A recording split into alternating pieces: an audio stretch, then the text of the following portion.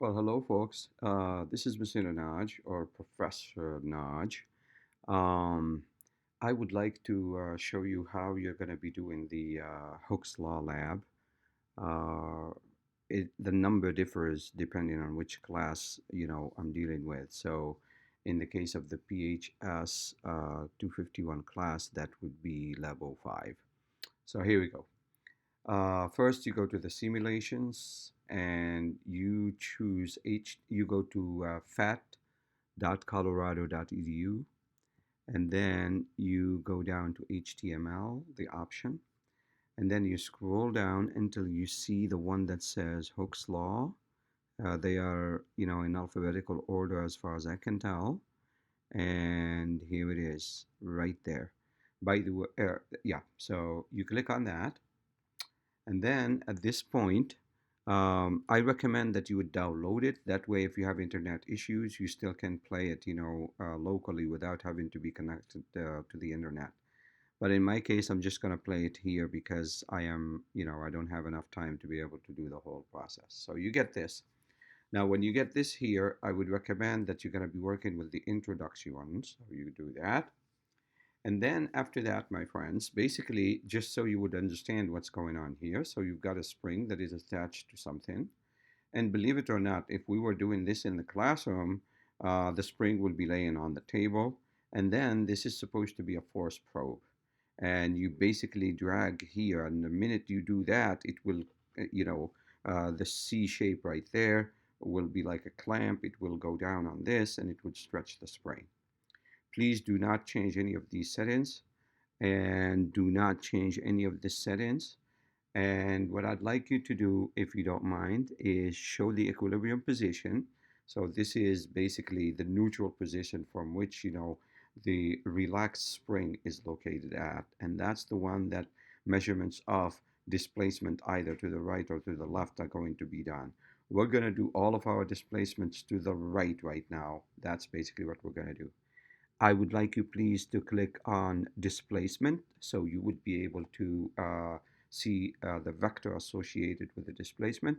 And more importantly, you click on values. So as you can see here that there is no expansion, so it is 0 meters. Then what you're supposed to do, my friends, is the following. You are supposed to pull this, and each time you're going to set a certain expansion in. By the way, the expansion, you're going to label it delta x later, and I am going to have a sample table of how it looks like later. Okay, so at this point then, so you've got that, and then you're supposed to record for each one of these expansions what was the amount of force reading here. So I'm going to do an example, and you're supposed to collect no less than 5 different values, please. Okay? Make a point of recording what they call here spring constant 1. Record it, but don't change anything in it for now, please. That is really important. Okay. So at this point here, I am going to grab that, and I'm choosing an arbitrary 0.010 meters.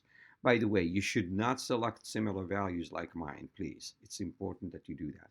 So here is my first data set point. Uh, the delta x is 0.010 meters, and the applied force right here is 2 newtons. And by the way, this applied force is, we're going to refer to it later actually as the spring force because it is tied to it. Okay, so now you've got 2 values. By the way, this is going to go in the x and this is going to go in the y of your column. It's a 2-column table.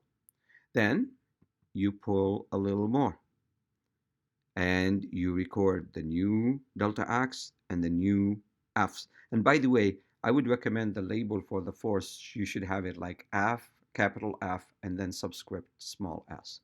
Okay? So now I've got another pair of values. And then yet another pair of values.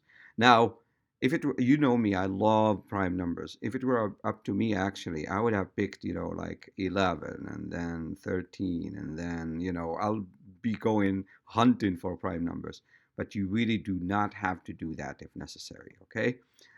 Your job is to collect no less than five, preferably seven values.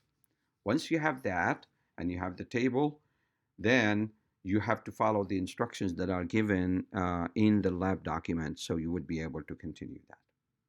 Now, after you do that, I would like you please to put this back to the zero. Don't go in the opposite direction, by the way, okay? Because we don't want to have to deal with issues of negative versus positive things like that.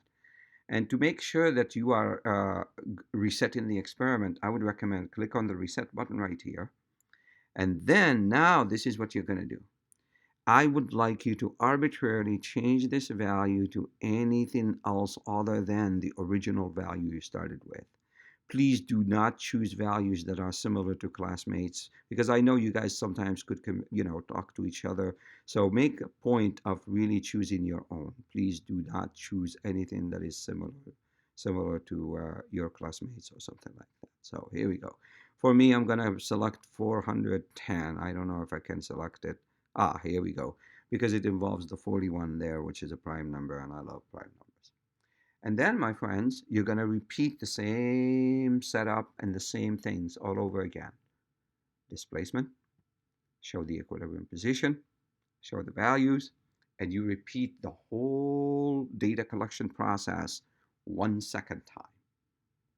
And then you are going to be graphing those in Logger Pro, and the instructions, like I said, are going to be in the document that you will see. That's it for now.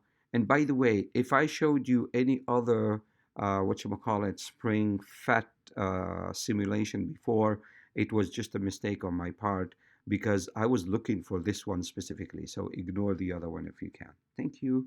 I'm going to reset this one more time. Thank you very much. Bye bye.